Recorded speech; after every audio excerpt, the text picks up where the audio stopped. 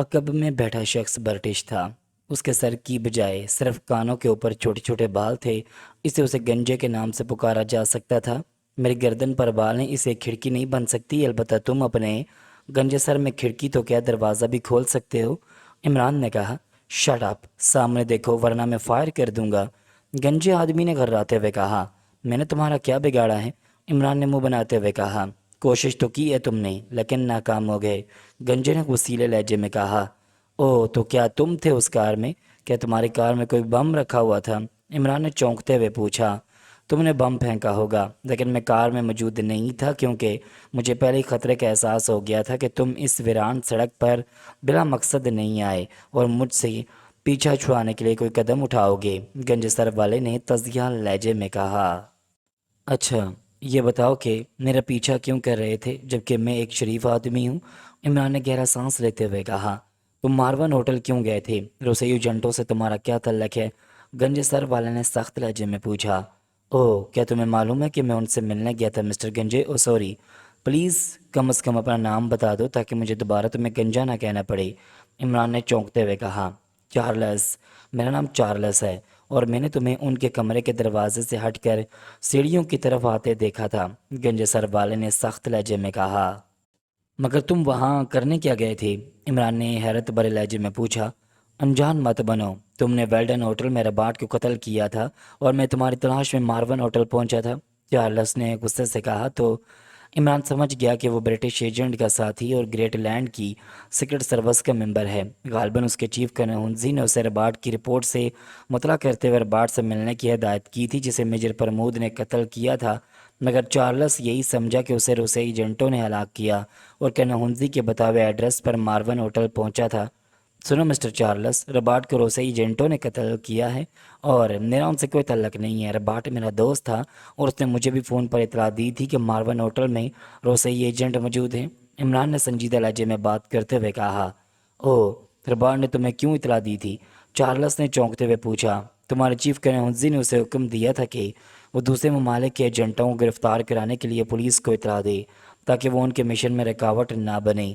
میرا تعلق CIA سے ہے اور رباٹ سے کئی سال پہلے میری دوستی ہوئی تھی، اس لیے اس نے پولیس کی بجائے مجھے اطلاع دی تاکہ میں روسی ایجنٹوں کو گرفتار کر لوں، عمران نے کہا اور آئینے میں چارلس کی طرف دیکھا تو اس کے چہرے پر حیرت کے تاثرات نمایاں ہو گئے تھے۔ تمہیں معلوم ہے کہ ہمارا مشن کیا ہے؟ چارلس نے پوچھا، مگر اس بار اس کا لہجہ پہلے کی نسبت قدرے نرم تھا۔ نہیں، رباٹ نے بھی نہیں بتایا اور میں نے اصرار بھی نہیں کیا کیونکہ ایکرمیا اور گریٹ لینڈ کے مضبوط دوستانہ تعلقات ہیں۔ اب بتاؤ کس طرف جانا ہے؟ عمران نے سامنے چوراہے کا سگنل دیکھتے ہوئے پوچھا۔ تم نے روسی ایجنٹوں کو گرفتار کیوں نہیں کیا؟ چارلس نے پوچھا۔ صرف اس لیے کہ میں ان کے پورے گروپ کو پکڑنا چاہتا ہوں اور وہاں صرف ایک آدمی موجود تھا، اس لیے میں نے فی الحال اپنے ساتھیوں کو اس کے کمرے کی نگرانی پر مامور کیا ہے، عمران نے اطمینان سے جواب دیتے ہوئے کہا۔ ٹھیک ہے، گاڑی روک دو، میں چیف سے بات کر کے ہدایات لیتا ہوں۔ فی الحال مجھے تمہارے بیان پر یقین نہیں ہے، اس لیے کوئی غلط حرکت مت کرنا ورنہ میں معاف نہیں کروں گا، چارلس نے سخت لہجے میں کہا، جبکہ عمران نے سڑک کے کنارے کار روک دی۔ چارلس نے ایک ہاتھ جیب میں ڈالا اور ایک سگریٹ لائٹر نما آلہ نکال لیا۔ اسے عمران کی طرف دیکھتے ہوئے لائٹر منہ کے قریب کیا اور بولنے لگا۔ عمران سمجھ گیا کہ وہ لائٹر ٹرانسمیٹر ہے۔ Hello chief, Charles calling over, Charles نے لائٹر کے سرے پر انگوٹھے کا دباؤ ڈالتے ہوئے کہا، مگر کافی دیر بعد بھی لائٹر سے کوئی آواز سنائی نہ دی۔ اوکے مسٹر، چیف سے رابطہ نہیں ہو سکا، بہرحال میں تمہیں زندہ چھوڑ رہا ہوں، چارلس نے کہا اور دروازہ کھول کر اترتے ہوئے ریوالور کا رخ عمران کی طرف کیے رکھا۔ اب تم فوراً چل دو ورنہ مجھے تمہاری گاڑی پر قبضہ کرنا پڑے گا، چارلس نے کہا تو عمران نے کچھ کہے بغیر کار آگے بڑھا دی۔ وہ بیک مرر میں چارلس کو ایک گلی کی طرف بڑھتے دیکھ کر سوچ رہا تھا کہ چارلس نے اتنی آسانی سے اسے کیوں چھوڑ دیا ہے اور کنہونزی سے اس کا رابطہ قائم کیوں نہیں ہو سکا۔ چارلس نے گلی کے قریب پہنچ کر عمران کی طرف دیکھا تو کار چوراہے سے بائیں جانب مڑ رہی تھی۔ اسے اپنے رسٹ واچ پر نظر ڈالی اور ٹھیک اسی لمحے فضا کان پھاڑ دھماکے سے گونج اٹھی کہ دھماکہ چوراہے سے بائیں جانب ہوا تھا۔ چارلس کے لبوں پر بے اختیار مسکراہٹ پھیل گئی۔ اس نے گلی میں داخل ہو کر اپنی جیب میں لگا بال پوائنٹ نکالا اور اس کے بلائی سر پر موجود بٹن پریس کیا۔ فوراً ہی پین کے کلپ کے نیچے ایک سرخ نقطہ سپارک کرنے لگا۔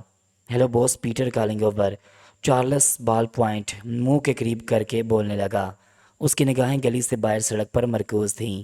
یس پیٹر مورس ریسیونگ یو اوور۔ چند لمحوں بعد دوسری طرف سے آواز سنائی دی، بوس میں جس آدمی کا تعاقب کر رہا تھا اس نے میری کار تباہ کر ڈالی اوور، چارلس نے کہا، جس کا اصل نام پیٹر تھا۔ اوکے، کیا ہوا تھا اوور؟ دوسری طرف سے چونکتے ہوئے پوچھا گیا تو جواب میں پیٹر نے تفصیل سے پورا واقعہ بتا دیا۔ اس ایجنٹ کی باتیں سن کر میں سمجھ گیا تھا کہ اس نے ربارٹ کو قتل کرنے سے پہلے ربارٹ سے چیف کے بارے میں معلومات حاصل کر لی ہوں گی، اور اسی سے رسوئی ایجنٹ کا ایڈریس معلوم کرنے کے بعد مارون ہوٹل گیا ہوگا۔ چنانچہ میں نے اسے جھانسا دیکھ کر لائٹر بم پر ٹائم لگا کر رکبی سیٹ پر ڈال دیا اور اس کی گاڑی سے اتر کر اسے وہاں سے جانے کا حکم دیا۔ پھر جبلی چوراہے سے وہ بائیں جانب کی سڑک پر گیا تو ٹائم بم بلاسٹ ہو گیا اوور، پیٹر نے کہا۔ ویری نائس پیٹر، تم نے بڑی عقل مندی سے کام لیا ہے۔ میں ہیڈ کوارٹر کو خوشخبری سناتا ہوں، تم واپس آ جاؤ اوور۔ دوسری طرف سے مورس کی مسرت امیز آواز سنائی دی تو پیٹر مسکرانے لگا۔ اسی لمحے فضا میں پولیس گاڑیوں کے سائرن گونجنے لگے۔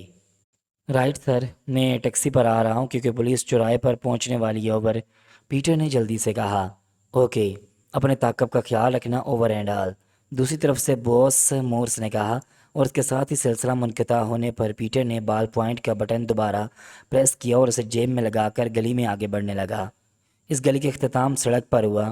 اس سڑک پر دائیں جانب تقریباً 50 قدم کے فاصلے پر تباہ ہونے والی کار دھڑا دھڑ جل رہی تھی اور پولیس کی 2 گاڑیاں جلنے والی کار سے 15-20 قدم پیچھے کھڑی تھیں۔ اسی لمحے ایک اور دھماکہ ہوا اور شعلے تیز ہو گئے۔ یہ دھماکہ اس کار کی پیٹرول ٹینکی کے پھٹنے کا تھا۔ پولیس گاڑیوں کے پیچھے چند عام گاڑیاں بھی رکی ہوئی تھیں۔ پیٹر مسکرایا اور سڑک کراس کر کے سامنے والی گلی میں گھس گیا۔ اس گلی سے نکل کر وہ ایک دوسری سڑک پر پہنچا تو سامنے ایک ہوٹل تھا۔ ہوٹل کے باہر کئی ٹیکسیاں کھڑی تھی۔ اس نے ایک ٹیکسی لی اور اس میں بیٹھ گیا۔ 5-6 منٹ بعد ٹیکسی پارک روڈ پر پہنچی اور پیٹر کی ہدایت پر ایک 10 منزلہ عمارت کے گیٹ پر رک گئی۔ پیٹر نے ٹیکسی سے اتر کر کرایہ ادا کیا اور عمارت میں داخل ہو گیا۔ یہ رہائشی عمارت تھی۔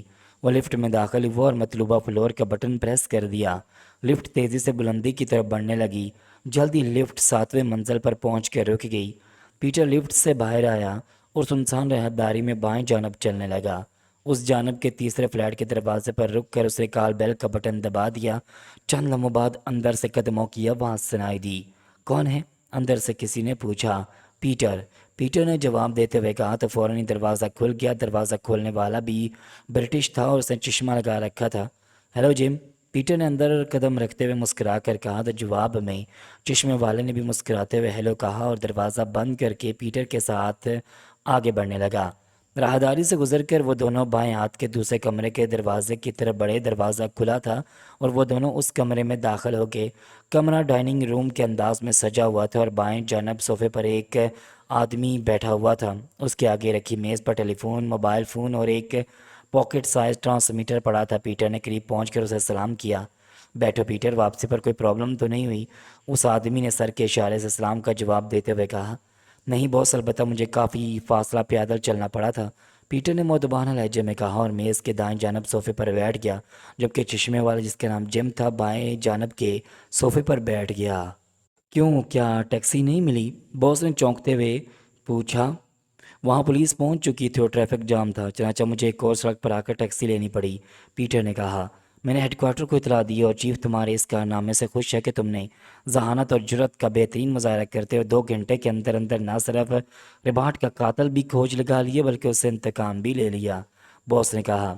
اب میرے لیے کیا حکم ہے باس؟ پیٹر نے پوچھا، اور ٹھیک اسی لمحے باس کی جیب میں لگے پن ٹرانسمیٹر سے ہلکی سی سٹی کی آواز ابھرنے لگی۔ اس نے چونکتے ہوئے پین جیب سے نکال کر اس کا بٹن پریس کر دیا۔ Hello boss, Fokker calling over, transmitter pen سے آواز سنائی دی۔ یس مورس ریسیونگ یو اوور، باس نے سخت لہجے میں کہا۔ باس، میں نے ایک سویڈش ایجنٹ سے بےحد اہم معلومات حاصل کی ہیں اوور، دوسری طرف سے فوکر نے جوشیلے لہجے میں کہا۔ اوہ، تم نے اسے کیسے ٹریس کیا اوور؟ مورس نے چونکتے ہوئے پوچھا۔ میں اپنے کمرے سے نکل کر ہال میں جا رہا تھا کہ سیڑھیوں پر وہ میرے قریب سے گزر کر اوپر گیا۔ میں نے اس کے چہرے پر موجود میک اپ کو محسوس کیا تو میں اس کے پیچھے چل دیا۔ وہ فرسٹ فلور کے ایک کمرے میں چلا گیا۔ میں نے اس کمرے کے دروازے پر پہنچ کر کی ہول سے اندر جھانکا تو وہ صوفے پر بیٹھا ٹرانسمیٹر پر اپنے ہیڈ کوارٹر کال کر رہا تھا۔ میں نے اس کی باتیں سنی تو وہ شگرانی سائنسدان کے بارے میں تھیں اوور، فوکر نے کہا۔ اوہ، کیا بات چیت ہوئی ہے ان کے درمیان اوور؟ مورس نے جلدی سے پوچھا۔ باس، اسے اپنے چیف کو بتایا کہ اس نے بلیو سکائی کے ایک ممبر کو اس کے ایک ساتھی کے ساتھ ہوٹل پیراڈائز کے ایک کیبن میں باتیں کرتے سنا۔ ایک ممبر کا نام مائیکل تھا جبکہ دوسرے کا نام جانسن تھا۔ وہ کیبن میں داخل ہوئے تھے اور وہ ان دونوں کا تعاقب کرتا ہوا وہاں پر پہنچا تھا۔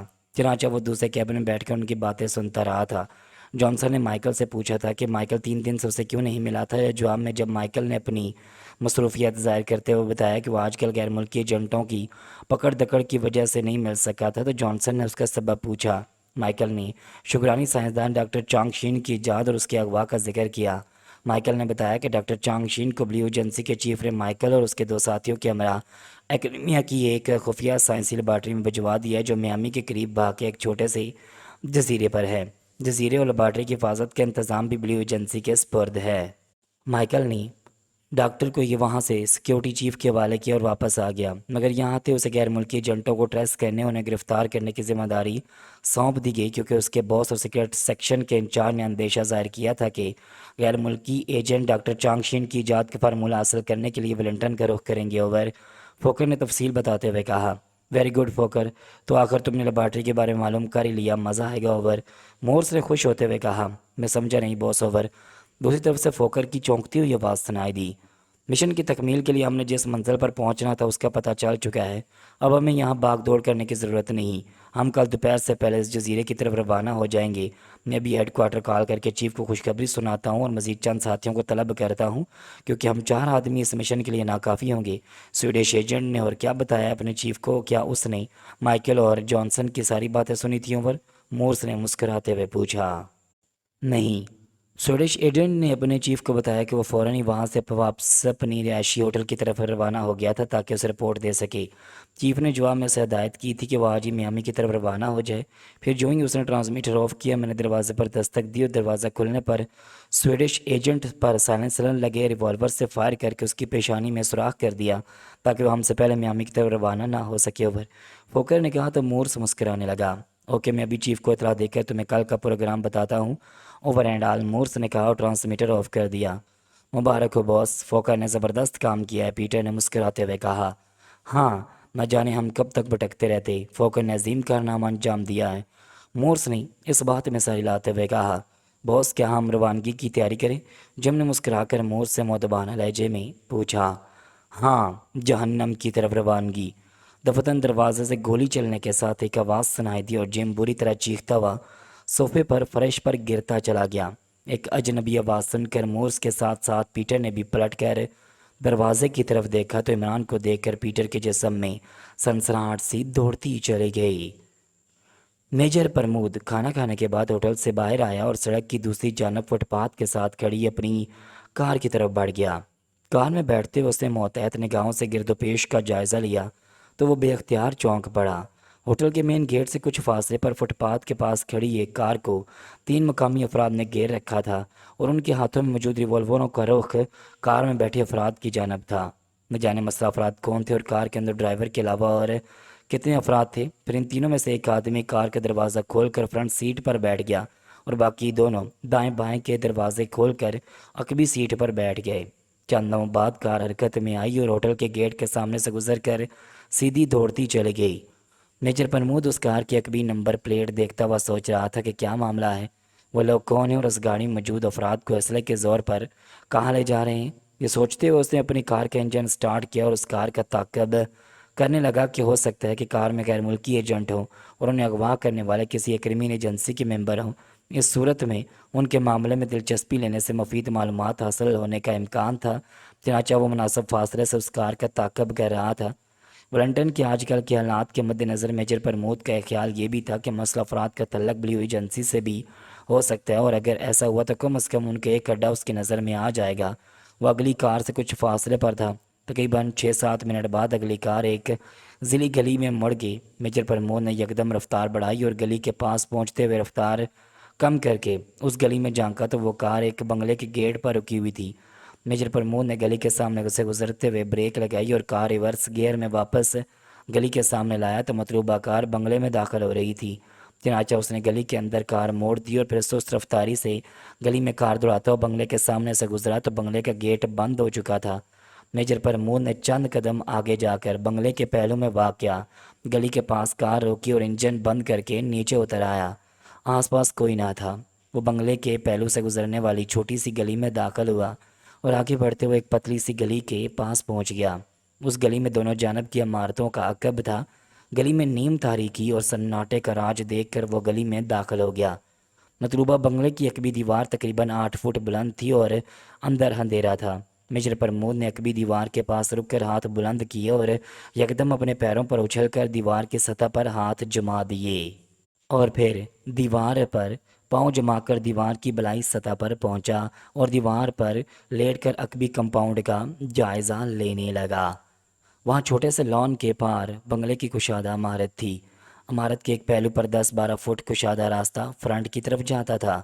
اس راستے پر 2 گاڑیاں کھڑی تھیں اور عمارت کے عقب میں ایک بند دروازہ تھا، لیکن کوئی کھڑکی نہیں تھی۔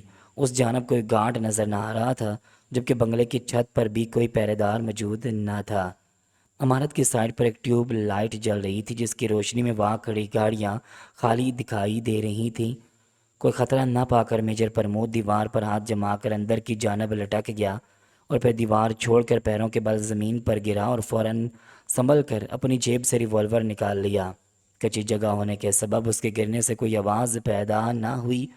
وہ احتیاط سے قدم اٹھاتا ہوا لان سے گزر کر عمارت کی عقبی دیوار کے پاس پہنچا اور پھر عمارت کے پہلو میں آ کر فرنٹ کی طرف بڑھنے لگا۔ نکڑ پر پہنچ کر اس نے دیوار کی آڑ لیتے ہوئے سر آگے کر کے فرنٹ کا جائزہ لیا۔ گیٹ پر ایک مسلح گارڈ کھڑا تھا اور اس کے ہولسٹر میں مشین پسٹل نظر آ رہا تھا، وہ بھی مقامی تھا۔ برآمدے کے سامنے 2 گاڑیاں آگے پیچھے کھڑی تھیں، جن میں سے ایک وہی تھی جس کا میجر پرمود تعقب کر رہا تھا، لیکن اس وقت ان دونوں گاڑیوں میں کوئی نہ تھا۔ یقیناً پچھلی گاڑی کے سوار اور انہیں اغوا کرنے والے عمارت کے اندر تھے۔ میجر پرمود فی الحال کوئی ہنگامہ کیے بغیر خاموشی سے اندر کی صورتحال اور اغوا کر کے لائے جانے والوں کے بارے میں جاننا چاہتا تھا، مگر گیٹ پر موجود گارڈ کے سبب وہ آسانی سے اندر نہیں جا سکتا تھا۔ چنانچہ اسے پیچھے ہٹ کر وہاں کھڑی کار کے بونٹ پر ریوالور کے دستے سے 2 مرتبہ ٹھک ٹھک کی اور پھر فوراً نکڑ پر آ کر دیوار سے لگ کر رد عمل کا انتظار کرنے لگا۔ گیٹ کی طرف سے 1-2 لمحوں بعد قدموں کی آنٹیں ابھرنے لگیں۔ یقیناً گارڈ آ رہا تھا اور اس کی چال میں تیزی تھی۔ پھر برآمدے کے باہر جلنے والی روشنی کے سبب اس کا سایہ زمین پر آگے بڑھتا دکھائی دیا تو میجر پرمود تیار ہو گیا۔ چند لمحوں بعد گارڈ جیسے ہی قریب آ کر اس جانب مڑا، میجر پرمود نے پھرتی سے ریوالور کی نال اس کے سینے سے لگا دی اور گارڈ یکدم اپنی جگہ سے ساکت ہو کر رہ گیا۔ خبردار، منہ سے ایک لفظ بھی نکالا تو سینے میں گولی اتر جائے گی، ہاتھ بلند کر کے پیچھے آ جاؤ، میجر پرمود نے آہستہ سے گھراتے ہوئے کہا تو گارڈ نے خوفزدہ نگاہوں سے اس کی طرف دیکھتے ہوئے ہاتھ اٹھائے تو میجر پرمود اور اس کے ہولسٹر سے مشین پسٹل کھینچ کر پیچھے ہٹ گیا۔ گارڈ آگے بڑھا اور وہاں کھڑی کار کے پاس پہنچا تو میجر پرمود نے اسے کار کی طرف منہ کر کے حکم دیا۔ یوں ہی گارڈ نے میجر پرمود کی طرف پشت کی۔ میجر پرمود نے مشین پسٹل کا دستہ اس کے سر پر مار دیا۔ گارڈ کے حلق سے کرا نکلی اور وہ لڑکھڑاتا ہوا زمین پر ڈھیر ہو گیا۔ وہ بے ہوش ہو چکا تھا۔ میجر پرمود نے اطمینان کا سانس لیا اور دوبارہ نکڑ پر آ کر عمارت کے فرنٹ کا جائزہ لینے لگا۔ وہاں کوئی ظہیر روح موجود نہ تھا۔ چنانچہ میجر پرمود نے اپنی جیب سے سیاہ نقاب نکال کر چہرے پر چڑھائی اور تیزی سے دبے پاؤں برآمدے کی طرف بڑھنے لگا۔ برآمدے میں بھی کوئی نہ تھا۔ آگے کی راہداری میں متعدد کمرے تھے، لیکن ان کے دروازے بند تھے۔ میجر پرمود راہداری میں داخل ہوا اور قدموں کی چاپ پیدا کیے بغیر آگے بڑھنے لگا۔ ہر کمرے کے دروازے پر رک کر وہ سن گن لیتا ہوا 4تھے کمرے کے دروازے پر پہنچا تو اس کمرے سے آوازیں سنائی دیں۔ میجر پرمود نے کی ہول سے آنکھ لگا کر اندر جھانکا تو وہ چونک پڑا۔ کمرے میں 2 افراد ہاتھ بلند کیے کھڑے تھے، جن کے دائیں بائیں اور پیچھے ایک مسلح شخص کھڑا تھا اور وہ سب بائیں جانب دیکھ رہے تھے۔ 5 افراد اکرمین تھے۔ بولنے والے ایک آدمی کی آواز اسے مانوس لگ رہی تھی، مگر وہ نظر نہ آ رہا تھا۔ یقیناً وہ بائیں جانب تھا۔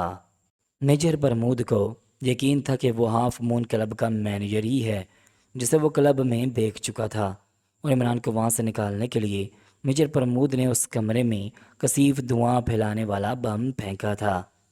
میجر پرمود نے سیدھے ہو کر دوبارہ دروازے سے کان لگایا اور اس مرتبہ مینیجر کے علاوہ ایک اور بھی آواز سنائی دی جس سے وہ بخوبی آشنا تھا۔ وہ آواز عمران کے ساتھ ہی خاور کی تھی۔ اب معاملہ اس کی سمجھ میں آ گیا، اور جو ہی مینیجر نے کسی سے تحقیرانہ لہجے میں داڑتے ہوئے ان دونوں کو لاک اپ میں لے جا کر ان کے ہاتھ پاؤں کاٹنے کا حکم دیا تو میجر پرمود نے دروازے پر دستک دی اور اندر یکدم خاموشی پھیل گئی۔ پھر ایک لمحے بعد دروازہ خود بخود کھل گیا اور میجر پرمود نے اندر گھستے ہوئے دروازے کے سامنے کھڑے مشین پسٹل والے شخص پر فائر کر دیا۔ میجر پرمود کے مشین پسٹل سے تھر تھراتی گولیاں نکل کر اس آدمی کو چھلنی کر گئیں اور وہ چیختا ہوا فرش پر گرا اور تڑپنے لگا۔ پیٹر حیرت سے آنکھیں پھاڑے دروازے میں کھڑے ریوالور بردار کو اس طرح دیکھ رہا تھا جیسے وہ آدمی مرنے کے بعد قبر سے نکل آیا ہو۔ کیا تم زندہ ہو؟ چند لمحوں بعد پیٹر کے حلق سے سرسراتی ہوئی آواز نکلی، زندہ نہ ہوتا تو تمہارے باس سے کیسے ملاقات ہوتی مسٹر پیٹر عرف چارلس؟ ریوالور بردار نے، جو عمران تھا، ہنستے ہوئے کہا۔ اوہ، یہ کون ہے؟ مورس نے غصیلے لہجے میں پیٹر سے کہا۔ وہ عمران کو گھور رہا تھا۔ ہاتھ بلند کر لو مسٹر مورس، ورنہ دوسری گولی تمہارا بھی خاتمہ کر دے گی، عمران نے گھرراتے ہوئے کہا۔ یہ وہی ہے باس جس کی گاڑی میں نے ٹائم بم لگایا تھا، پیٹر نے ہاتھ بلند کرتے ہوئے کہا۔ مگر تم تو کہہ رہے تھے کہ یہ دھماکے میں مارا گیا ہے، مورس نے بھی ہاتھ بلند کر کے غراتے ہوئے کہا۔ اس بیچارے نے کوشش تو کی تھی، لیکن چوراہے پر پہنچتے ہی مجھے احساس ہوا کہ اس نے کیوں میرا پیچھا چھوڑ دیا۔ پھر ٹائم بم کی ٹک ٹک کی آواز نے میرے احساس کو یقین میں بدل دیا۔ چنانچہ چوراہے سے مڑتے ہی میں نے بریک لگائی اور کار سے چھلانگ لگا کر فٹ پاتھ کی دوسری جانب جا گرا، اس لیے بچ گیا، اور پھر فوراً ہی دوڑتا ہوا اس گلی کے نکڑ پر جا پہنچا جس میں نے اسے داخل ہوتے دیکھا تھا۔ یہ مجھے ختم کرنے کی خوشی میں اپنے تعاقب سے غافل ہو گیا تھا اور میں اس کا دوسرا ٹیکسی میں تعاقب کرتا ہوا یہاں آ پہنچا۔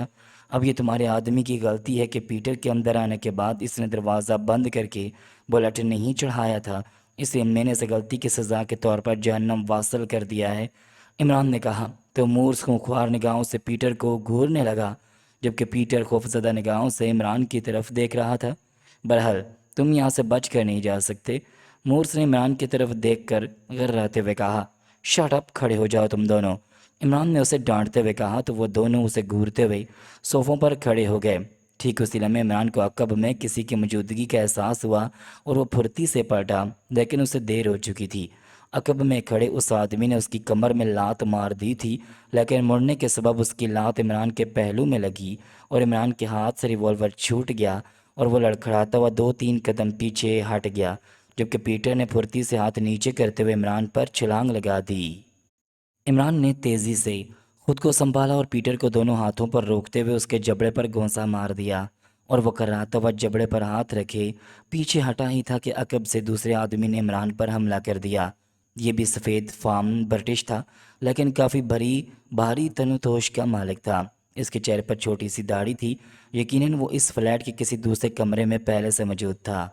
عمران کو دوسرے کمرے میں چیک کرنے کا موقع نہیں ملا تھا، کیونکہ جب وہ فلیٹ میں داخل ہوا تھا تو اس کمرے میں ابھرنے والی آوازوں نے اسے متوجہ کر لیا تھا اور وہ دروازے سے باہر دیوار سے لگ کر اندر ہونے والی گفتگو سننے لگا۔ فوکر نے مورس کو سویڈش ایجنٹ کے بارے میں جو رپورٹ دی تھی وہ عمران کے لیے بے حد اہم تھی، اور وہ نہیں چاہتا تھا کہ مورس اپنے چیف کرنل ہنزی کو لیبارٹری کے متعلق کچھ بتائے، چنانچہ اسے روکنے کے لیے عمران کو فوراً ایکشن لینا پڑا تھا۔ داڑھی والے نے عمران کو عقب سے دبوچ لیا اور عمران کے بازو اس نے اپنے بازوؤں کے گھیرے میں جکڑ لیے۔ مورس نے اپنی جیب سے ریوالور نکال کر اس پر تان لیا۔ عمران نے داڑھی والے کی گرفت سے نکلنے کی کوشش کی، لیکن اس کی گرفت کافی سخت تھی۔ عمران کو بے بس دیکھ کر پیٹر تیزی سے آگے بڑھا اور اسے عمران کے منہ پر گھونسا مار دیا، لیکن عمران نے یکدم خود کو آگے کی طرف جھکایا اور گھونسا اس کے پیچھے کھڑے شخص کے جبڑے پر پڑا۔ گھونسا کافی زوردار ثابت ہوا اور داڑھی والے کے منہ سے ہلکی سی چیخ نکلی اور وہ عمران کو چھوڑ کر لڑکھڑاتا ہوا پیچھے ہٹ گیا، جبکہ عمران نے فوراً ہی پیٹر کے چہرے پر ٹکر مار دی اور وہ درد کی شدت سے بلبلاتا ہوا پیچھے ہٹتا چلا گیا۔ اس کی ناک سے خون بہنے لگا تھا۔ خبردار، اب حرکت مت کرنا ورنہ کھوپڑی اڑا دوں گا، مورس نے ریوالور کو حرکت دیتے ہوئے دھمکی میز لہجے میں کہا، لیکن داڑھی والا غصے سے پھنکارتا ہوا عمران پر چھلانگ لگا چکا تھا۔ عمران لڑکھڑاتا ہوا اور دونوں ہی فرش پر آ گرے۔ عمران نے فوراً ہی پلٹا کھایا اور سیدھا ہوا تو داڑھی والا اس کے سینے پر سوار ہو گیا۔ دوسرے ہی لمحے وہ عمران کے چہرے پر گھونسے مارنے لگا۔ ٹونی ہٹ جاؤ، یہ میرا شکار ہے، پیٹر نے گھرراتے ہوئے کہا اور آگے بڑھنے لگا۔ داڑھی والے نے دوسرا گھونسا عمران کے چہرے پر مارنے کی کوشش کی، لیکن عمران نے یکدم چہرہ بائیں جانب موڑ لیا، جس کے نتیجے میں داڑھی والے شخص کا گھونسا پختہ فرش پر پڑا اور اس نے کراتے ہوئے اپنا ہاتھ تھام لیا۔ عمران نے فوراً اس کے جبڑے پر مکہ مار دیا اور وہ عمران کے سینے سے فرش پر لڑک گیا۔ عمران نے تیزی سے اٹھتے ہوئے ٹونی کی پہلو میں گھونسا مارا اور اس کے حلق سے کراہیں نکلنے لگیں۔ ٹھیک اسی لمحے پیٹر نے قریب آ کر عمران کے پہلو میں ٹھوکر مار دی، مگر عمران غافل نہیں تھا۔ اس نے تیزی سے کروٹ لی اور پیٹر کا پاؤں ہوا میں لہرا گیا اور وہ توازن برقرار نہ رکھ سکا اور لڑکھڑا کر پشت کے بل فرش پر گر گیا۔ عمران نے کوئی لمحہ ضائع کیے بغیر اس پر جست لگائی اور اسی لمحے مورس نے عمران پر فائر کر دیا۔ سلنسر لگے ریوالور کی گولی عمران کی طرف بڑھی، لیکن عمران حرکت میں تھا، اس لیے گولی اس کے عقب سے نکل کر دیوار میں جا لگی اور عمران پیٹر پر جا گرا۔ لیکن پیٹر نے تیزی سے کروٹ لی اور عمران اس کے سینے سے فرش پر لڑک گیا۔ پیٹر جلدی سے اٹھا اور عمران بھی اتنی ہی تیزی سے کھڑا ہو گیا اور اس نے پیٹر کو یکدم دبوچ کر اس کی گردن کے گرد اپنا بازو لپیٹ کر پیٹر کی پشت اپنے سینے سے لگا دی۔ پیٹر عمران کے بازو کے حلقہ سے اپنی گردن آزاد کرانے کی کوشش کرنے لگا، لیکن عمران اب یہ کھیل ختم کرنا چاہتا تھا، اس لیے وہ پیٹر کو گھسیٹتے ہوئے پیچھے ہٹنے لگا۔ اس لمحے ٹونی عمران کی طرف لپکا۔ پیٹر کو چھوڑ دو، مورس نے غراتے ہوئے کہا اور میز کے پیچھے سے نکل کر عمران کی طرف بڑھنے لگا۔ رک جاؤ ورنہ میں ایک ہی جھٹکے میں پیٹر کی گردن توڑ دوں گا، عمران نے غراتے ہوئے کہا اور ساتھ ہی پیٹر کے گلے میں بازو کا دباؤ ڈالا تو پیٹر کا سانس رکنے لگا۔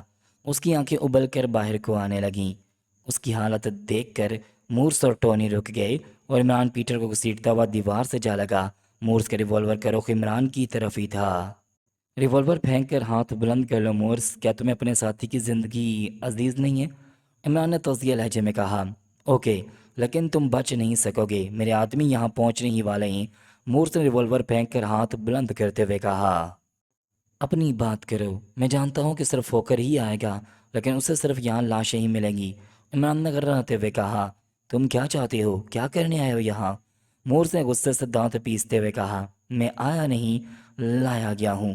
پیٹر مجھے فریب دے کر میری گاڑی تباہ نہ کرتا تو شاید میں ادھر کا رخ نہ کرتا، اب میں آ ہی گیا ہوں تو واپس جانے کی کوشش نہیں کروں گا، عمران نے مورس کو گھورتے ہوئے کہا اور ٹھیک اسی لمحے پیٹر نے عمران کے پاؤں پر اپنے جوتے کی ایڑی مار دی۔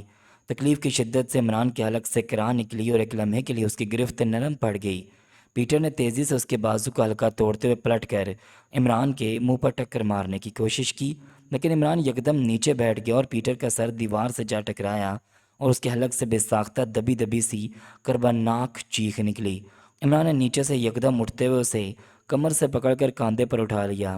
مورس پوزیشن بدلتے ہی اپنا ریوالور اٹھانے کے لیے لپکا، مگر عمران نے پیٹر کو گھما کر اس پر اچھال دیا اور وہ دونوں فرش پر ڈھیر ہو گئے، جبکہ عمران نے کوئی لمحہ ضائع کیے بغیر ٹونی پر چھلانگ لگا دی اور وہ لڑکھڑاتا ہوا صوفے سے جا ٹکرایا۔ اس کے سنبھلنے سے پہلے عمران کی فلائنگ کک اس کے سینے پر پڑی اور وہ کربناک چیخ کے ساتھ اچھل کر صوفے پر گرا اور پھر صوفے سمیت فرش پر الٹ گیا۔ عمران پر وحشت طاری ہو چکی تھی، اس نے کوئی بھی لمحہ ضائع کیے بغیر پلٹ کر پیٹر اور مورس پر جست لگائی۔ وہ فرش سے اٹھ رہا تھا، عمران نے پیٹر کے پہلو میں ٹھوکر ماری اور وہ کرراتا ہوا دوبارہ فرش پر لڑک گیا۔ مورس نے تیزی سے اپنا ریوالور اٹھایا اور عمران کی طرف پلٹا ہی تھا کہ عمران نے اچھل کر اس کے ریوالور والے ہاتھ پر ٹھوکر مار دی اور ریوالور اس کے ہاتھ سے نکل کر دور جا گرا، مگر اس نے فوراً عمران کے جبڑے پر گھونسا مار دیا۔ عمران نے چہرہ بچاتے ہوئے اس کا بازو تھام کر کھڑی ہتھیلی سے اس کے بازو پر ضرب لگائی اور مورس کی کربناک چیخ نکل گئی۔ کراٹے کے وار نے اس کے بازو کی ہڈی توڑ دی تھی۔ وہ دوسرے ہاتھ سے ٹوٹا ہوا بازو پکڑے لڑکھڑاتا وہ فرش پر بیٹھتا چلا گیا، لیکن فوراً ہی عمران کا دائنا پاؤں حرکت میں آیا اور ایک بھرپور ٹھوکر مورس کے جبڑے پر پڑی اور وہ چیختا وہ فرش پر لڑک گیا۔ اسی دوران پیٹر اٹھ کھڑا ہوا تھا اور اسے چند فٹ دور پڑے عمران کے ریوالور پر جست لگا دی۔ ٹونی صوفے کے قریب پڑا، منہ سے خون اگلتا ہوا تڑپ رہا تھا اور اس کا ایک ہاتھ سینے پر تھا۔ عمران کی ٹھوکر نے اس کے سینے کی پسلیاں توڑ دی تھیں۔ عمران نے پیٹر پر چھلانگ لگائی اور وہ منہ کے بل فرش پر گر گیا۔ عمران کا ریوالور اس کے جسم کے نیچے دب گیا تھا۔ عمران نے سنبھل کر اس کا سر دونوں ہاتھوں کی گرفت میں لیا اور انتہائی صفاقی کا مظاہرہ کرتے ہوئے جھٹکے سے گھما دیا۔ کڑچ کی آواز زبری اور پیٹر بے جان ہوتا چلا گیا، اس کی گردن کی ہڈی ٹوٹ چکی تھی۔ عمران پیٹر کی پشت سے اٹھائی تھا کہ مورس نے دروازے کی طرف جست لگانے کی کوشش کی۔ شاید وہ اپنے دونوں ساتھیوں کی موت کے بعد اپنی جان بچانے کی آخری کوشش کرنا چاہتا تھا، لیکن عمران نے اس کی کوشش ناکام بنا دی اور وہ فوراً ہی اڑتا ہوا اس پر آ گرا۔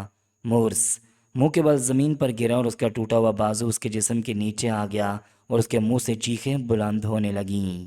اب تم نے اپنی جگہ سے اٹھنے کی کوشش کی تو گردن بھی توڑ دوں گا، عمران نے اٹھتے ہوئے درندگی آمیز لہجے میں کہا اور پھر پلٹ کر فرش سے ایک ریوالور اٹھا لیا۔ مورس نے کراتے ہوئے بمشکل کروٹ لی اور اٹھ بیٹھا۔ وہ دہشت زدہ نگاہوں سے عمران کی طرف دیکھ رہا تھا۔ بولو تمہارا ساتھی فوکر کہاں ہے؟ اس کے ایڈریس بتاؤ، غلط بیانی کی تو کھوپڑی اڑا دوں گا، عمران نے ریوالور کرو اس کے چہرے کی طرف کرتے ہوئے سرد لہجے میں کہا۔ تو مورس نے اکلاتے ہوئے فوکر کے ایڈریس بتا دیا اور عمران نے اطمینان سے ریوالور کا ٹریگر دبا دیا۔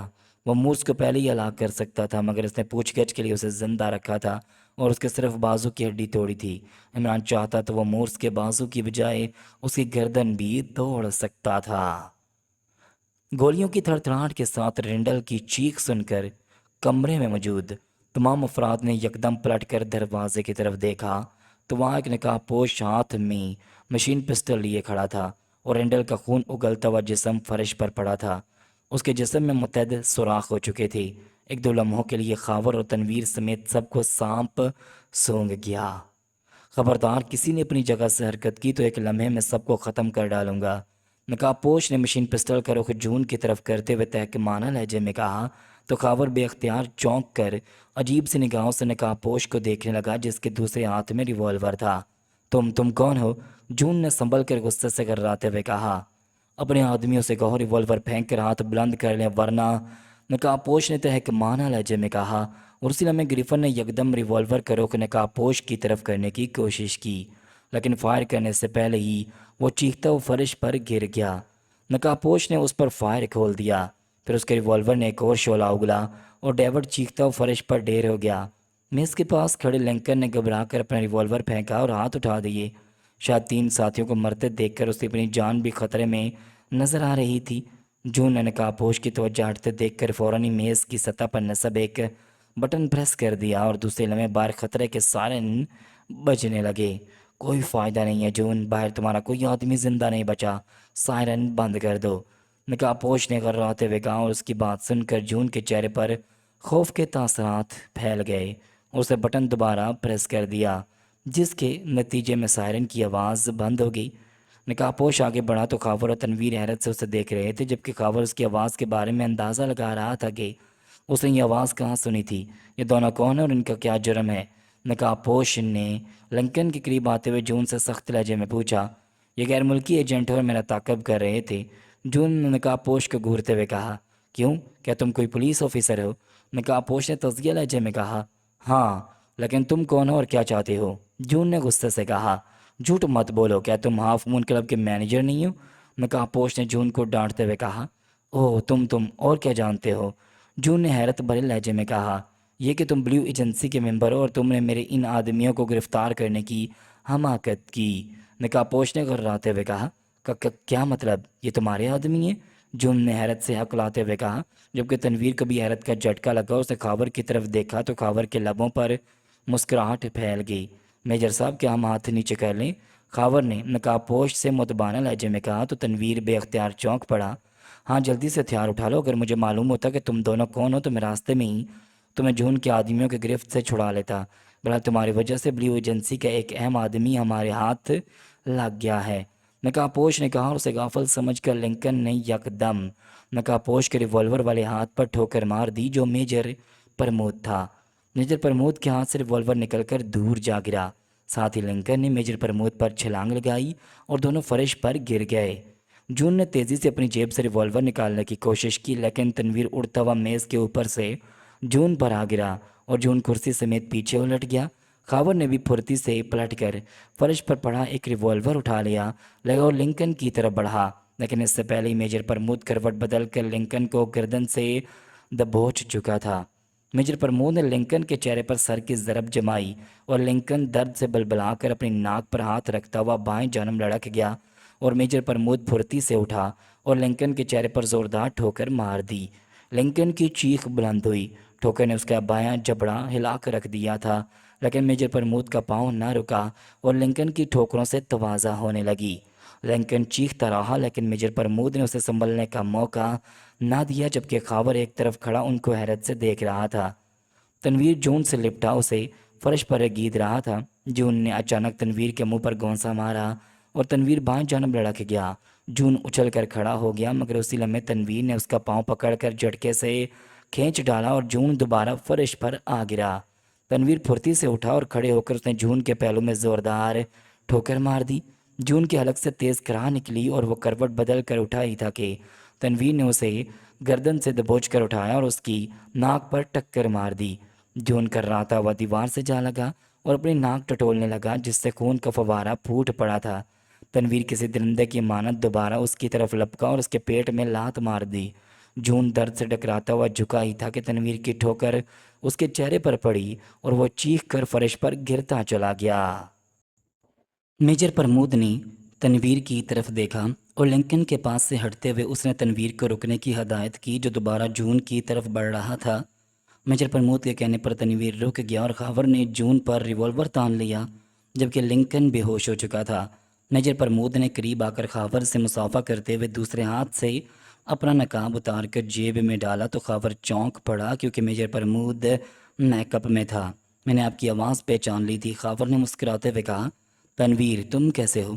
میجر پرمود نے تنویر سے مخاطب ہو کر کہا۔ ٹھیک ہوں، اگر آپ نقاب کے بغیر ہوتے تو میں آپ کو نہ پہچان سکتا تھا، تنویر نے خوشی کا اظہار کرتے ہوئے کہا۔ اب تو پہچان لیا ہے نا؟ میجر پرمود نے کہا۔ نہیں، پہچان تو پہلے ہی لیا تھا جب خاور نے آپ کو میجر کے نام سے مخاطب کیا تھا، کیونکہ عمران ہمیں آپ سے ملاقات کے بارے میں بتا چکا تھا۔ اس کی ہدایت پر ہم جون کا تعاقب کر رہے تھے، کیونکہ معلوم نہ تھا کہ یہ کلب کا مینیجر ہے، تنویر نے ہنستے ہوئے کہا، اور پھر میجر پرمود مسکرا کر جون کی طرف دیکھنے لگا۔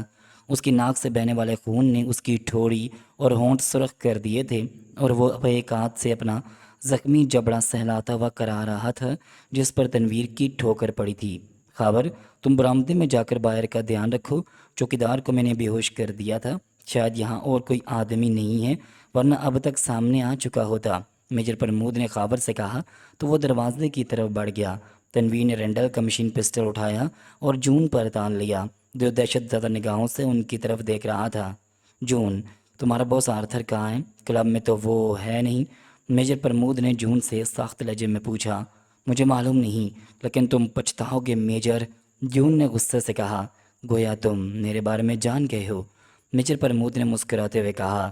ہاں، اور بلیو ایجنسی عمران اور تمہاری تلاش میں ہے، تم لوگ کسی صورت بھی اپنے مقصد میں کامیاب نہ ہو سکو گے، تمہاری محنت اور رائے گاہ جائے گی۔ آرتھر کو کیا معلوم جو تم مجھ سے معلوم کرنے کے چکر میں اس تک پہنچنا چاہتے ہو؟ البتہ اس کوشش میں تم لوگ اپنا ہی نقصان کرو گے۔ بلیو ایجنسی اپنے آدمیوں کی ہلاکت کا تم سے ضرور انتقام لے گی۔ جون نے تنویر اور میجر پرمود کو خونخوار نگاہوں سے گھورتے ہوئے کہا تو تنویر کو غصہ آ گیا۔ وہ بات کی بات ہے، تم مجھے آرتھر کا ایڈریس بتاؤ ورنہ مرنے کے لیے تیار ہو جاؤ، میجر پرمود نے غراتے ہوئے کہا تو جون سہم گیا اور پھر آرتھر کا ایڈریس بتانے لگا۔ عمران واپس پہنچا تو ڈرائنگ روم میں صفدر اور جولیا بیٹھے باتیں کر رہے تھے۔ عمران کو دیکھتے ہی جولیا کا پارا چڑھ گیا۔ کہاں گئے تھے تم؟ جولیا نے غراتے ہوئے کہا۔ آہستہ بولو جولیا، تم تو یوں ڈانٹ رہی ہو جیسے بیوی مسکین شوہر کو ڈانٹتی ہے، عمران نے کہا تو پالوش مسکرا دیا، جو عمران کے لیے فلیٹ کا دروازہ کھولنے گیا تھا۔ شٹ اپ، ہم کافی دیر سے بور ہو رہے ہیں، جولیا نے غصے سے عمران کو ڈانٹتے ہوئے کہا۔ یہ نئی بات ہے کہ عورتیں بور ہونے کے لیے ہوتی ہیں، تمہیں کیا معلوم کہ میں کیسے جان بچا کر آ رہا ہوں تمہارے لیے کہ میرے مرنے سے پہلے تم میری شکل دیکھ لو، کیونکہ اس کے بعد تم مجھے شناخت نہیں کر سکو گی، عمران نے آگے بڑھتے ہوئے کہا اور صوفے پر بیٹھ گیا۔ ہوا کیا تھا؟ جولیا نے چونکتے ہوئے پوچھا۔ عمران صاحب اب بتا ہی دیں، ہم پہلے ہی بہت بور ہو چکے ہیں، صفدر نے بھی کہا۔ عمران صاحب آپ کے لیے چائے لاؤں؟ دروازے کے قریب کھڑے پالوش نے عمران سے مخاطب ہو کر پوچھا۔ لے آؤ، میں اتنے میں ان کی بوریت دور کرتا ہوں، عمران نے مسکراتے ہوئے کہا۔ اور تنویر اور خاور کہاں ہیں؟ جولیا نے پوچھا۔ معلوم نہیں، ابھی معلوم کرتا ہوں، عمران نے چونکتے ہوئے کہا اور واچ ٹرانسمیٹر آن کر دیا۔ Hello Khawar, Imran calling over, Imran نے خاور کو کال کرتے ہوئے کہا۔ یس خاور، اٹینڈنگ یو اوور، چند لمحوں بعد ٹرانسمیٹر سے خاور کی آواز سنائی دی۔ کہاں ہو تم نے کافی دیر سے رپورٹ نہیں دی اور یہاں جولیا میرا ناطقہ بند کر رہی ہے تمہاری فکر میں، اوور، عمران نے غصیلے لہجے میں کہا تو جولیا دانت پیستے اسے گھورنے لگی، جبکہ صفدر کے چہرے پر مسکراہٹ پھیل گئی۔ عمران صاحب یہ دونوں میرے پاس ہیں، اوور، دوسری طرف سے ایک اور آواز سنائی دی تو عمران بے اختیار اچھل پڑا۔ جولیا اور صفدر بھی چونک کر ایک دوسرے کی طرف دیکھنے لگے کیونکہ وہ میجر پرمود کی آواز پہچان گئے تھے۔ اوہ، یہ کون سا مینڈک ٹٹرایا ہے اوور؟ عمران نے چونکتے ہوئے کہا۔ میں میجر پرمود بات کر رہا ہوں اوور، دوسری طرف سے میجر پرمود نے ہنستے ہوئے کہا۔ کون سی بات؟ وہی تو نہیں جس کے بارے میں کنفیوشس نے کہا تھا کہ بات پہنچی تیرے بڑھاپے تک اوور؟ عمران نے کہا۔ آپ ہی جانتے ہوں گے کہ کیا کہا تھا، البتہ میں نے اتفاقاً خاور اور تنویر کو بلیو ایجنسی کی گرفت سے چھڑا لیا ہے اور ہاف مون کلب کے مینیجر جون کو ختم کر دیا اوور، میجر پرمود نے ہنستے ہوئے کہا۔ تو عمران کے ساتھ ساتھ صفدر اور جولیا بھی حیران رہ گئے۔ حیرت ہے کہ تم ہر جگہ اتفاقاً ہی پہنچ جاتے اوور، عمران نے ہنستے ہوئے کہا۔ اتفاقات کی بات چھوڑ دیں، آپ یہ بتائیں کہ آرتھر کو پکڑنا ہے یا نہیں اوور، میجر پرمود نے پوچھا۔ ارے تم تو یوں پوچھ رہے ہو جیسے استاد بچے سے واش روم جانے کی اجازت مانگتا ہے اوور، عمران نے منہ بناتے ہوئے کہا۔ استاد نہیں بچہ اجازت مانگتا ہے اوور، دوسری طرف سے خاور نے ہنستے ہوئے کہا۔ ہرگز نہیں، میں تو استاد ہی کہوں گا، بچے کا تو ابھی تجربہ ہی نہیں ہے اوور، عمران نے منہ بناتے ہوئے کہا۔ چلیے استاد ہی صحیح اوور، میجر پرمود نے ہنستے ہوئے کہا۔ یہ کیوں نہیں کہتے کہ اب جان چھوڑیے اور بھاڑ میں جائیے اوور، عمران نے کہا۔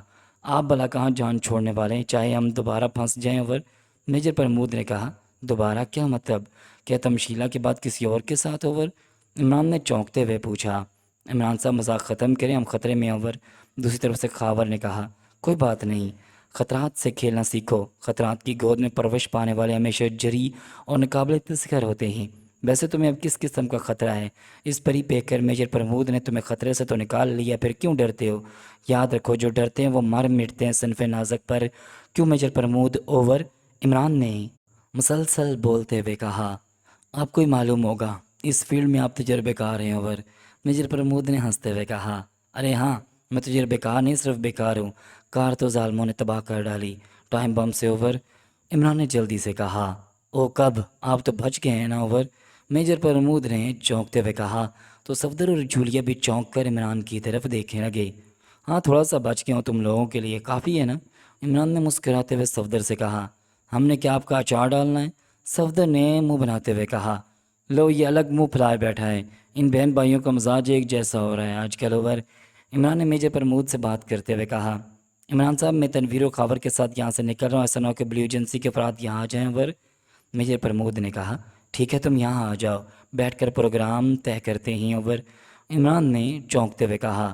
کیسا پروگرام اوور، میجر پرمود نے پوچھا۔ بارات کی روانگی کا، دلہن کے گھر کے ایڈریس میں نے معلوم کر لیا اوور، عمران نے معنی خیز لہجے میں کہا۔ او کیا واقعی اوور، میجر پرمود نے حیرت بھرے لہجے میں کہا۔ ہاں لیکن فی الحال تم وہاں سے فوراً نکل آؤ، میں جب تک اپنے شہ بالا صفدر سعید کو ہرکارے کے طور پر روانہ کرتا ہوں اوور اینڈ آل، عمران نے سنجیدہ لہجے میں کہا اور واچ ٹرانسمیٹر آف کر کے صفدر کی طرف دیکھنے لگا۔ صفدر تم فوراً سلور سٹار ہوٹل روانہ ہو جاؤ، میں چوہان کو بھی کال کر کے وہاں بھیجتا ہوں، تم نے وہاں ایک برٹش ایجنٹ فوکر کو کور کرنا ہے، وہ 3rd فلور پر روم نمبر 14 میں مقیم ہے، عمران نے کہا، جبکہ اس دوران پالوش چائے لے آیا۔ پالوش مجھے افسوس ہے کہ تمہاری گاڑی ایک برٹش ایجنٹ نے ٹائم بم سے تباہ کر دی ہے، لیکن اس سے پہلے میں نے اس کی گاڑی تباہ کر کے ایڈوانس انتقام لے لیا تھا، لہٰذا حساب برابر ہو گیا۔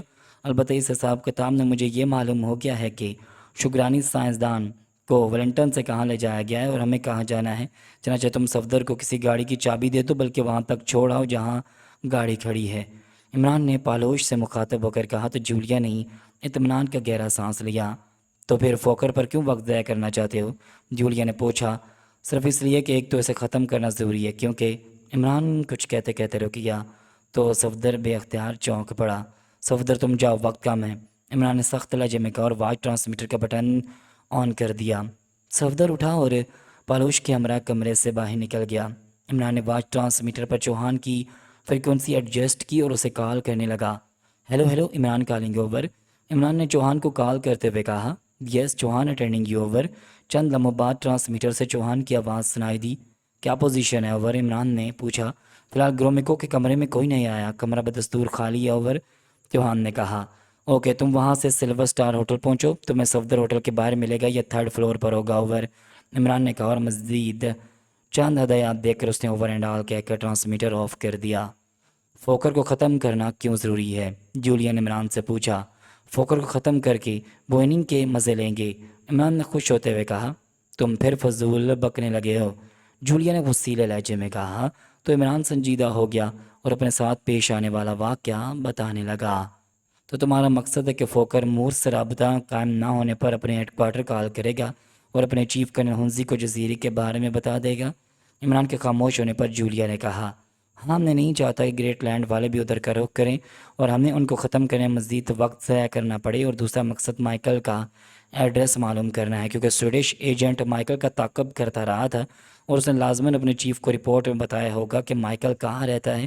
مائیکل وہ آدمی ہے جو شوگرانی سائنسدان ڈاکٹر چانگ شین کو جزیرے پر واقع لیبارٹری تک پہنچانے گیا تھا۔ میں مائیکل سے اس جزیرے کے بارے میں معلومات حاصل کرنا چاہتا ہوں۔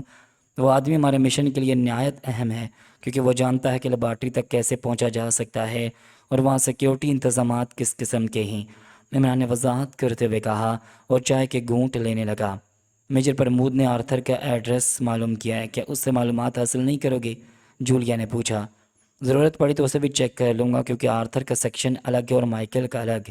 ہمیں بلیو ایجنسی کے ہیڈ کوارٹر کا ایڈریس بھی معلوم ہے، لیکن یہ کام صبح ہی ہوگا، کیونکہ اب تک آرتھر کو جون اور اس کے ساتھیوں کی ہلاکت کا علم ہو چکا ہوگا اور بلیو ایجنسی کے تمام ممبرز ہماری تلاش میں نکل چکے ہوں گے، عمران نے کہا، اور اسی لمحے پالوش کمرے میں داخل ہوا جو صفدر کو کار تک چھوڑنے گیا تھا۔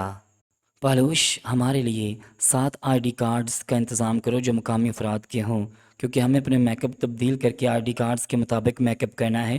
ایک آئی ڈی کارڈ جولیا کے لیے ہوگا، عمران نے پالوش سے مخاطب ہو کر کہا۔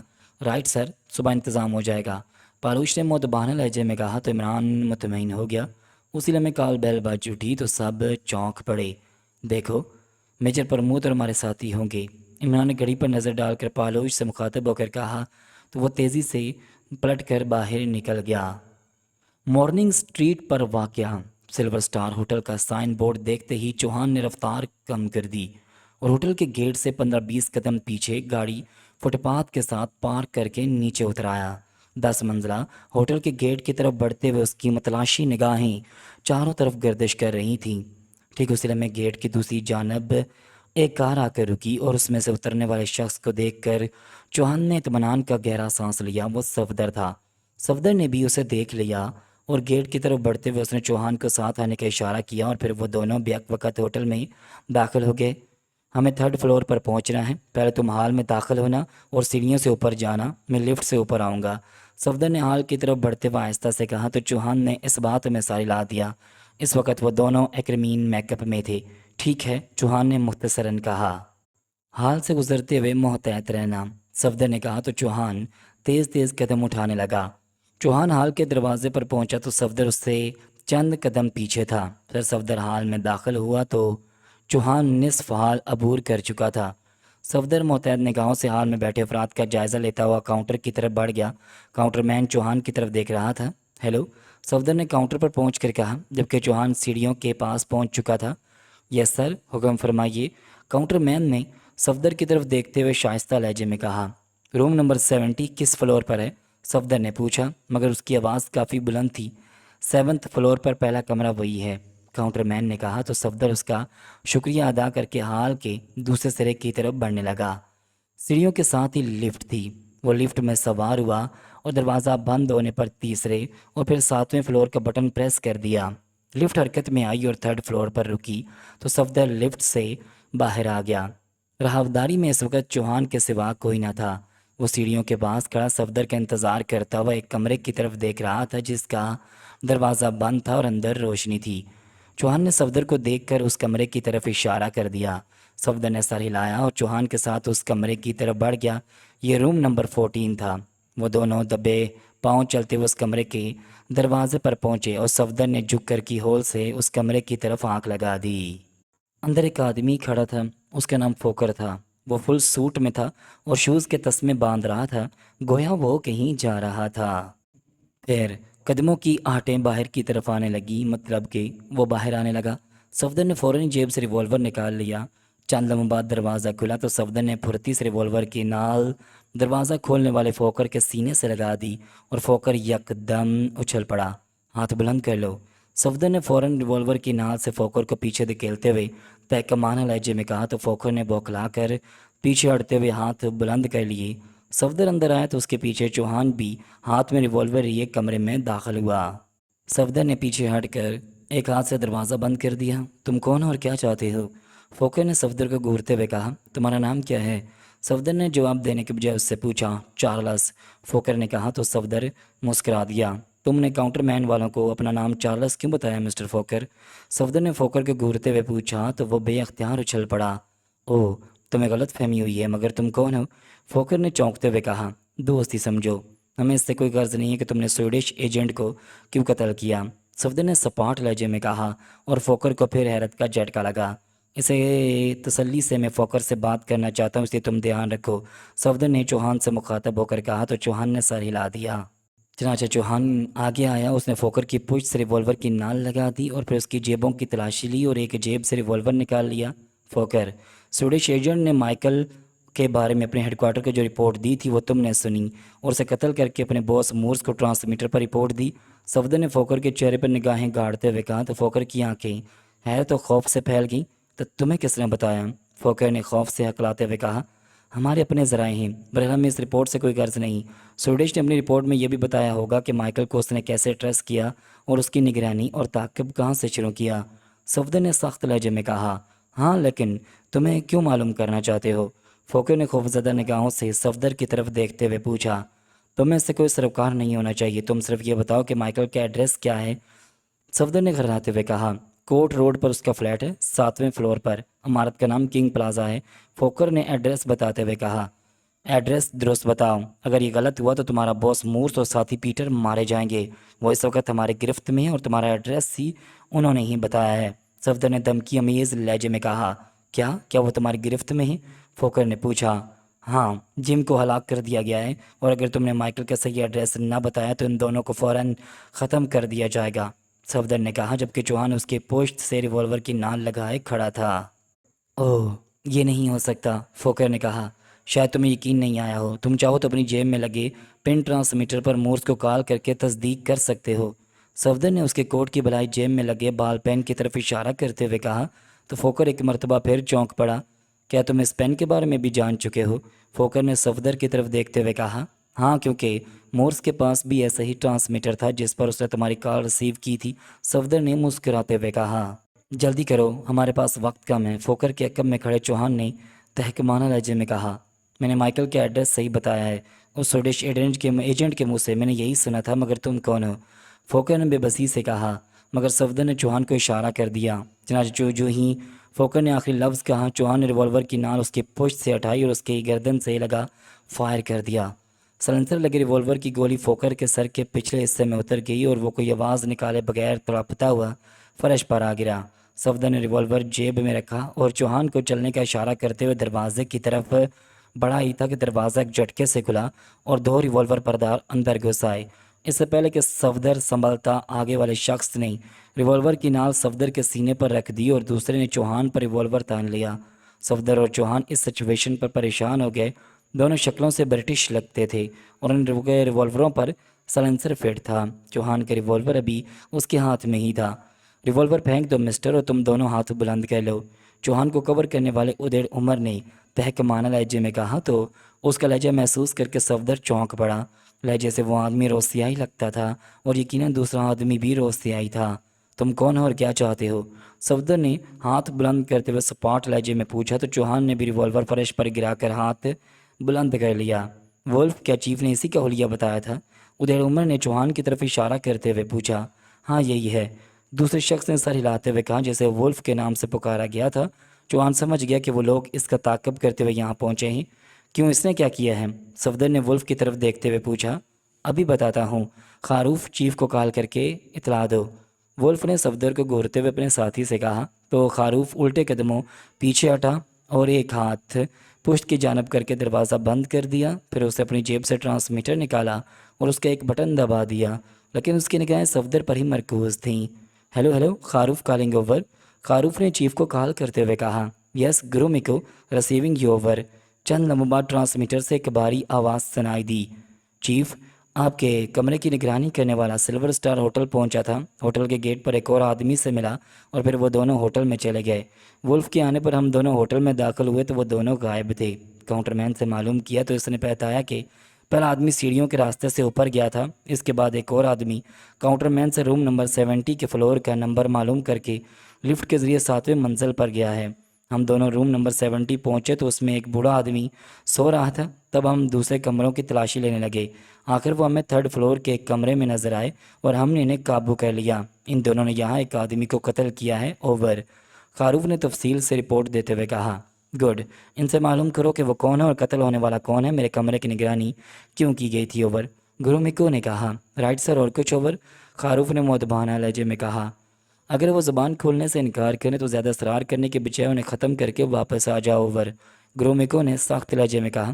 رائٹ سر، آپ کہیں تو انہیں بے ہوش کر کے اپنے ٹھکانے پر لے جائیں اور پوچھ گچھ کریں، اوور۔ خاروف نے کہا۔ نہیں، حالات ٹھیک نہیں ہیں، تم انہیں وہیں ہلاک کر دو، اوور اینڈ آل، گرومیکو نے تحکمانہ لہجے میں کہا، اور اس کے ساتھ ہی سلسلہ منقطع ہو گیا۔